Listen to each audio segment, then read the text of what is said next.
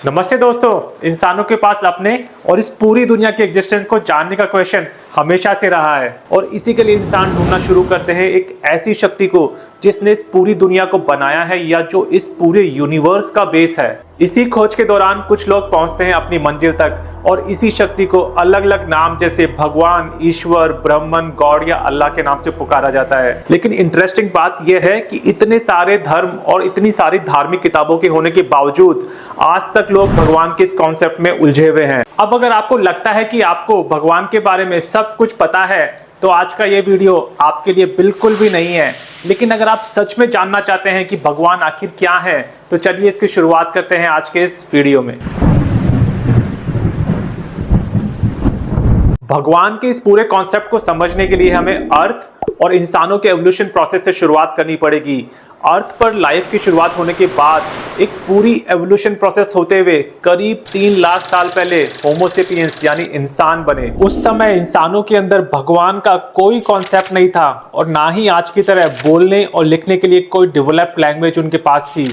उन्हें सिर्फ अपना पेट भरने से मतलब था। इसके बाद इंसानों का एवोल्यूशन माइंड के लेवल पर होना शुरू होता है और इंसान जंगल से बाहर निकलते हैं। करीब 12,000 साल पहले ऑर्गेनाइज्ड फार्मिंग की शुरुआत होती है और इसी समय इंसानों में लैंग्वेज भी डेवलप होना स्टार्ट हो जाती है और अब इंसानों का दिमाग सर्वाइवल से हटकर कुछ और सोचना शुरू करने लगता है और यही वो टाइम माना जा सकता है जब भगवान की बात इंसानों में होना शुरू होती है। और आज से करीब 4,000 साल से 8,000 साल के बीच आता है दुनिया का सबसे पुराना ग्रंथ ऋग्वेद। ऋग्वेद में प्रकृति से जुड़े कई देवताओं की बात की गई है जिनमें इंद्र का स्थान सबसे ऊपर था।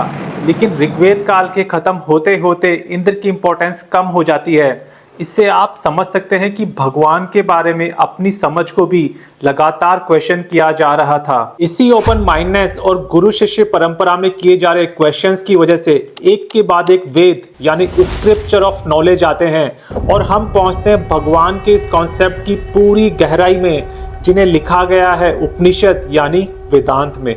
वेदांत में भगवान के दिए गए एक्सप्लेनेशन को समझने के लिए कुछ बातें समझना जरूरी है। जब भी हम भगवान की बात करते हैं तो हमारी आदत ऊपर देखने की है। हम अर्थ पर रहते हैं और ऊपर हमारे आकाश यानी स्पेस दिखाई देता है। तो पहले कुछ लोगों ने इमेजिन किया कि भगवान कहीं ऊपर बैठा हुआ है, लेकिन आज हम स्पेस में जाकर देख सकते हैं कि ये ऊपर और नीचे जैसी कोई चीज नहीं है। दूसरा पॉइंट, अर्थ पे मौजूद स्पेशीज में सिर्फ इंसानों के पास थिंकिंग पावर है। तो इंसानों ने जब भगवान को इमेजिन किया तो वो भी इंसानों के शरीर के रूप में ही किया। लेकिन आज से हजारों साल पहले वैदिक काल में ही इन सब बातों को क्वेश्चन किया जा चुका है और भगवान तक पहुंचने का सबसे सिंपल फॉर्मूला वेदों ने दिया है, नेति नेति। यानी हर वो चीज जो आपको उस आखिरी सच यानी भगवान तक ना ले जाए उसे निग्लेक्ट कर देना चाहिए और यहाँ इमेजिनेशन के लिए भी कोई जगह नहीं होनी चाहिए। अब अगर आपको भगवान को जानना है और समझना है तो उसे कहीं बाहर ढूंढने की बिल्कुल जरूरत नहीं है। आपको इसकी शुरुआत खुद अपने आप से करनी पड़ेगी। सच को जानने की शुरुआत के लिए इस दुनिया में लाखों मेथड्स और विधियां बना दी गई है जिसमें अलग अलग तरह के मेडिटेशंस और प्रेयर शामिल है। लेकिन इनके साथ कई कहानियां जुड़ी हुई है जिससे लोग सच को समझने की बजाय उन कहानियों में उलझ कर रह जाते हैं। इसलिए आज हम कोशिश करते हैं इस चीज को बिल्कुल सिंपल तरीके से समझने की। आपको अपने आप से एक क्वेश्चन करना है, हु एम आई। हो सकता है इसके जवाब में आप अपना नाम बोलना शुरू कर दें या जो आपका प्रोफेशन है जैसे टीचर या डॉक्टर, ये सब चीज़ें आपके दिमाग में आना शुरू हो जाए। लेकिन ये सब चीज़ें सिर्फ इस वर्ल्ड में एग्जिस्ट करने के लिए है। अकेले में जब आप बैठे हैं तो आप क्या हैं? क्या हम जिसे मैं बोलते हैं वो सिर्फ हमारी बॉडी है? लेकिन इतना सब जानते हैं कि हमारी बॉडी 5 एलिमेंट्स से मिलकर बनी है और मरने के बाद वापस इन्हीं 5 एलिमेंट्स में वापस जाकर मिल जाती है। तो क्या हम हमारे दिमाग में चल रहे थॉट्स हैं?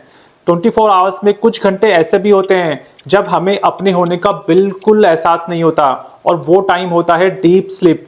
यहाँ मैं सपनों वाली नींद की बात नहीं कर रहा हूँ बल्कि मैं बात कर रहा हूँ गहरी नींद की, जब हमें कुछ पता नहीं होता लेकिन तब भी हम उठकर बोलते हैं बहुत अच्छी नींद आई।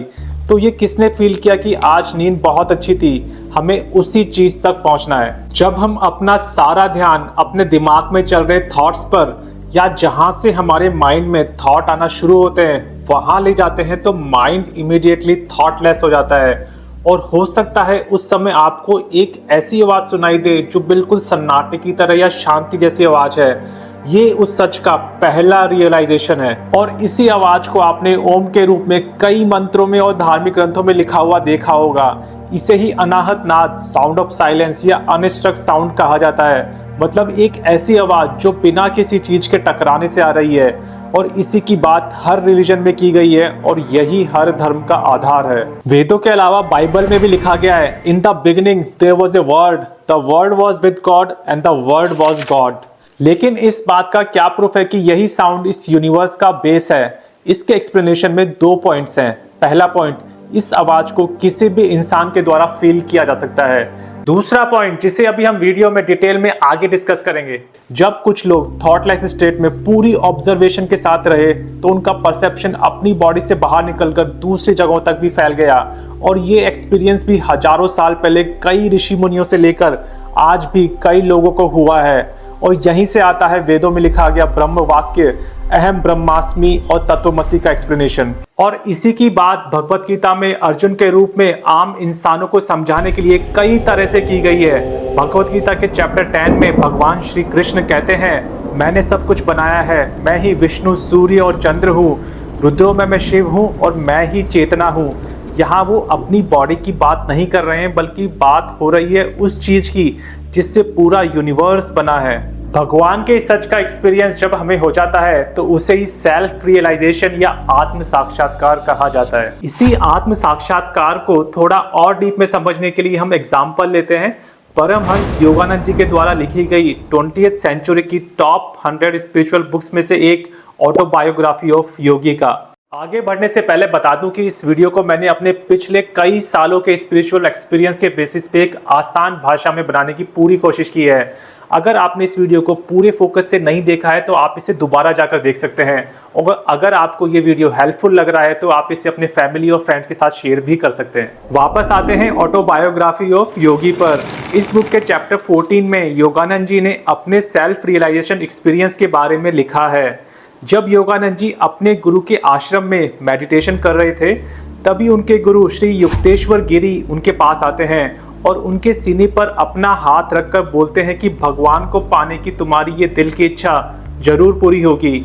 इसके बाद योगानंद जी की बॉडी बिल्कुल एक स्टैचू जैसी पोजीशन में चली जाती है और उनकी अवेयरनेस बॉडी से बाहर निकलना शुरू हो जाती है।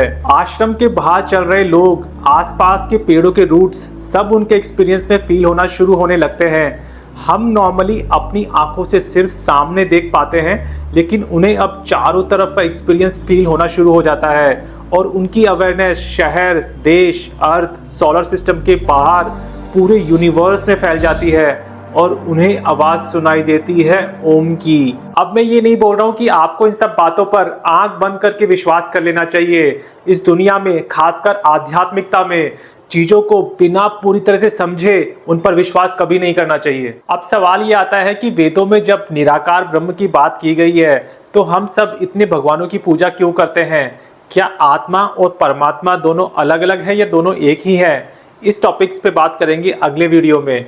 अगर आपको आज का वीडियो अच्छा लगा हो तो वीडियो को लाइक करें, चैनल को सब्सक्राइब करें और ज़्यादा से ज़्यादा दोस्तों के साथ इस वीडियो को ज़रूर शेयर करें।